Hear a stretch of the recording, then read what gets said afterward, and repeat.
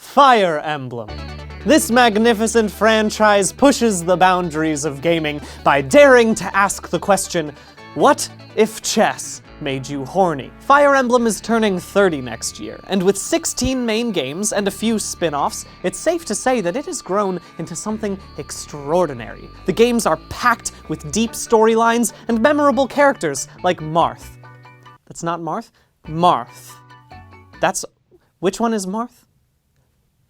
Marth. The problem with having such a prolific series is that the characters start to blend together. One needs only to look at the Super Smash Bros. Roster to see that Fire Emblem characters are a bit hard to differentiate. It's like trying to remember your coworkers' names after meeting them once at a work mixer, except in this case your coworkers all have swords and can only make one facial expression. But do not worry, there is an answer to this conundrum, because today I am going to teach you how to tell apart every Fire Emblem character.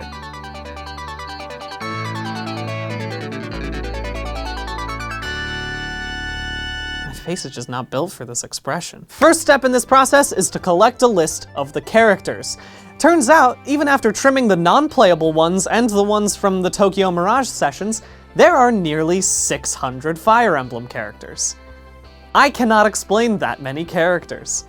I have made that mistake before. Trying to categorize all 600 Castlevania monsters was a bad idea, but the beauty of making mistakes is that you can learn from them, and I now understand that explaining 600 discrete characters wouldn't actually be helpful. Human beings aren't meant to remember 600 people perfectly. If you don't believe me, just try to remember something about every single person in your contact list. I have a contact for someone named Zane, and in the company, it just says Bocce Ball.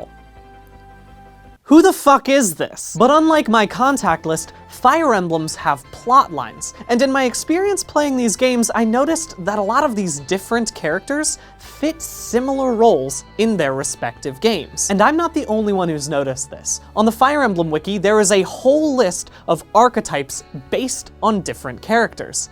A list that I only found after spending a whole day trying to categorize them on my own, and it's just so fun to realize that you've wasted a whole day of work. But this list intrigued me. Stock characters in similar circumstances playing again and again in different stories. Does that remind you of anything? Of course it does. It reminds you of the commedia dell'arte because it reminds me of the commedia dell'arte. And it's so obviously the commedia dell'arte that I don't need to explain it, but I will, for the sake of extending this video. The commedia dell'arte was an Italian form of theater that was big in the 16th to 18th centuries, and it relied on stock characters wearing masks or costumes to designate who they were. That way the audience could be like, ah, that dude's wearing a tight-fitting suit with a bunch of weird patches, that must be Arlecchino, the servant clown sometimes to two masters! This brought the audience in immediately. They knew what that character was about without any exposition. In the same way, Fire Emblem has dozens of recurring characters that get you through each game, and this is how we're going to tell them apart, by defining their archetypes. Fire Emblem goes one step further, because these characters can not only serve the same story purpose, but they can have a similar role in the gameplay. And this goes to prove my theory that Fire Emblem is not only the spiritual successor to Commedia dell'arte, it is its natural evolution. An elevated form I call the commedia dell'anime, the newer, more perfect form of theater. We just have to boil down the Fire Emblem personnel into syrupy stock characters. Let's begin with the archetypes that are standard. Cain and Abel are battle bros. They fight together, but not in the biblical sense. Bord and Cords are similar, except they're usually axe fighters. Pegasus sisters are a trio of flying horses ladies. You can't split these archetypes up into their solo characters because their bond is what defines them. You can't have a Waluigi without a Luigi, and in the same way, you can't have a Bord without a Cord, which is my favorite Dr. Seuss book. Jagans are mentors that are strong at the beginning and then you'll quickly outpace them, and it's kinda sad, like the first time you beat your dad in a basketball game. Oifeis are similar to Jagans, except they'll keep dunking on you till you're dead. Wendels are mentors but for magic. Gotos are mentors but only the last half of the game. Beowulfs are mercenaries that you have to pay actual in-game currency to recruit, and Ogmas are mercenaries that usually decide to join you out of their own volition, which is by definition not a mercenary. Navars are silent, moody sword swingers, kind of like if that person who said they studied the blade actually studied the blade. There are also a bunch of villains, but for different reasons. Power, ambition, loyalty, wyvern riding, I guess, and getting possessed, which is a classic mistake. Some archetypes are based on their gameplay requirements, very difficult to recruit, usually recruited after they've been kidnapped, late game recruits that could be good, but you have to work hard, super low level villagers that could also be good. And if you recruit one of these pairs, you can't get the other. Kind of like if two of your friends start dating and then have a really messy breakup. Corneliuses are usually the parental figure to the main character, and they have this nasty habit of getting axed super early on in the game. It's kind of like Fire Emblem doesn't know how to make interesting characters without making them suffer traumatic parental death. Tacticians, young female mages, young female healers, young male mages, thieves.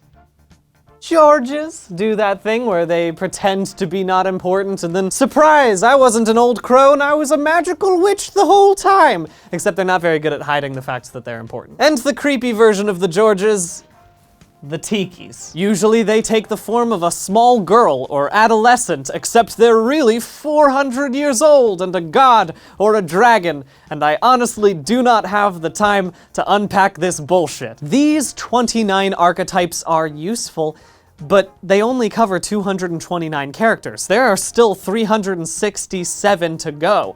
If we keep this up, we're gonna end up with 75 archetypes. The Commedia dell'arte only has about 17, so before we move on, let's combine some. These 6 are all mentors to varying degrees of usefulness. These are all defined by their villainy, and only some of them become playable. Welcome to Kane Siblings Incorporated, where we all have a sibling-like bond and do the same job. These all have very specific requirements for recruiting. These both do that thing where they don't seem important, and then surprise, I'm important. These are all hard to make good, but they're worth it if you put the effort in. These are all precocious little magic babies, and that leaves the Navars unconnected, but that's because I'm changing the archetype to spicy swords, because we can include so many other characters if we just expand the definitions to any sword wielder who's a little spicy. In fact, by combining these other archetypes, there are now tons of other characters who fit into these expanded definitions. We are left with 288 characters to categorize. But before I get there, I just want to commend Fire Emblem for having 596 playable characters and only repeating 3 names. When I was hired for my first job at a climbing gym, I was one of 5 employees named Brian, and it was a small gym. But I guess it's pretty easy to cut out repetitions when you use dope-ass names like Skrimir, Dagdar, Sloof, Fjorm, Belf. I could go on all day, but I won't, because it's time to get the rest of the archetypes on the wall. That took like 30 minutes.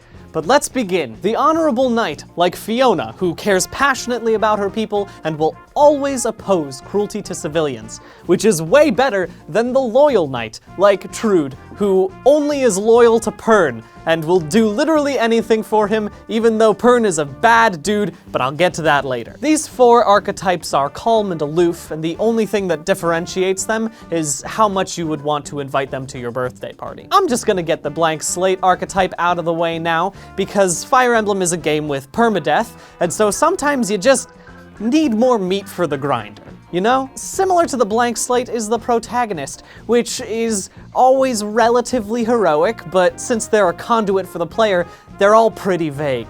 I realized that by smushing them all together into one category, I've made the majority of the Fire Emblem roster in Super Smash indistinguishable. But that's not my fault. Super Smash should have included more magic babies. Arrogance, hotheads, and edgelords all have a mean side, but arrogance like Vaiki just think they're the best, hotheads like Caspar want to fight anything that moves, and edgelords like Niles retweet Joker accounts unironically. A lot of these characters have rough childhoods, but then turn out cheerful despite that. And then there's the inferiority complex archetype, which I could have just called the majority of children in Fire Emblem Fates. Perfectionists, mischief makers, and flirts are all highly motivated, but Tsubaki is motivated to meet high expectations, Claude is motivated to make intricate schemes, and Sylvain is motivated to be a fuckboy. Buzzkills males are just characters that aren't very fun to talk to. And Fire Emblem, I will never forgive you for naming an unemotional, uber-religious, deadbeat dad Gilbert. It also doesn't help that I look like Hanneman Light.